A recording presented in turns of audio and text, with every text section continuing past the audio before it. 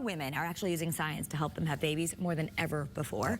A new report actually shows more than 60,000 babies were born in 2012 using in vitro fertilization. That's 1.5% of all births. That's pretty incredible. The Center for Advanced Reproductive Services at UConn is the largest center for IVF in Connecticut. It's known for its high success rates.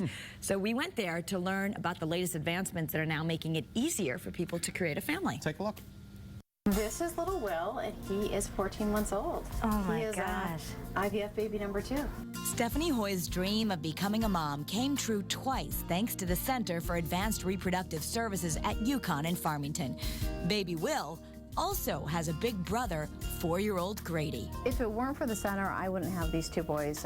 What they do here is incredible. Testing showed Stephanie and her husband had only a 2% chance of conceiving naturally. Once it was clear that this is what we needed to do, then you know, I was on a mission to do this, as I think a lot of women are. You know, when you are trying to have a baby, you are willing to do whatever you have to do to have that baby. And I just felt that this was the absolute best place. I felt so lucky that a center of this caliber was right here in Connecticut. We're the largest program in Connecticut, and we're one of the larger programs in the Northeast.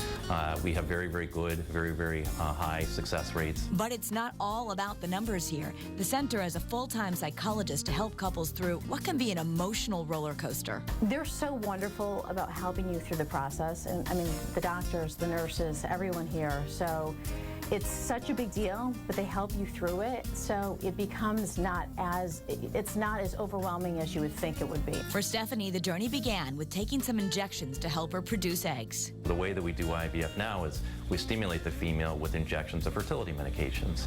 So typically what happens, it's a once a day, sometimes twice a day injection that the patient typically starts taking on the second day of her cycle, and then she takes those shots for about 8 to 10 days, very similar to what a diabetic would do with insulin. So it's a very tiny needle that's given subcutaneous into the abdominal wall, not a painful process. Once they harvest the eggs, the advancements in technology make the actual procedure of in vitro fertilization pretty simple. Eggs and sperm are paired in a lab dish, embryos are formed, and doctors choose the healthiest ones to transfer to the mother. This embryo became Will. Extra embryos can be frozen to use for future pregnancies. It takes about 10 to 15 minutes to do the egg retrieval.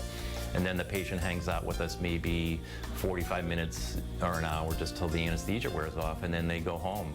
Just to give you a sense of the level of pain, I mean, it's virtually never that we have to send someone home with pain medications. The hardest part is the 9 to 12 days of waiting to see if it worked. You're just hoping and praying, and there's so much emotion involved. You've been through so much to get there. Stephanie is a great story. Both times she conceived on the first try. More and more the advancements that are being made, families are that much more of a reality for women.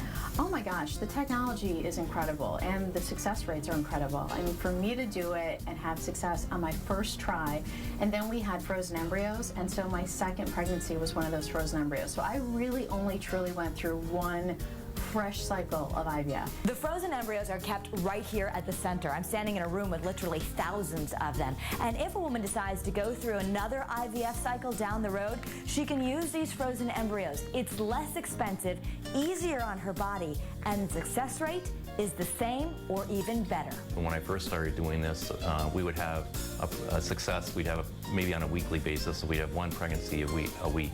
Today, you know, every day between the 5 of us working here, you know, we'll have 8 to 10 positive pregnancy results every single day. And the days of lots of multiples are over. Advancements allow doctors to implant fewer embryos, usually no more than 2, and they can almost always use a husband's sperm, which is stored here. If there's some problems with sperm production, if the male has very low sperm counts, or in some cases produces no sperm at all, but does have some sperm in the testicle, we can work with our urology colleagues, and they can actually retrieve sperm directly from the testicle, and then using this technique called ICSI, can inject a single sperm at each egg. So these people who in the past, there's no way they could have had a child, now they can actually have children quite successfully. The one thing technology has not fixed? It's very much age dependent. So the younger a female, the much more likely it is to be successful. successful. So if you look at someone in her late 20s, early 30s, like success rate in the 50 percentile range or even higher is not unheard of.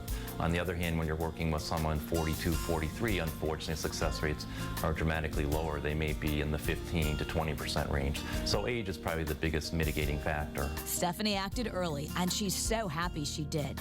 I love telling people about my experience because I'm a 2 for 2. You know, I went through 2 cycles and I got 2 healthy babies. And it's incredible. I mean, to me, it's just miraculous what they do here. All right.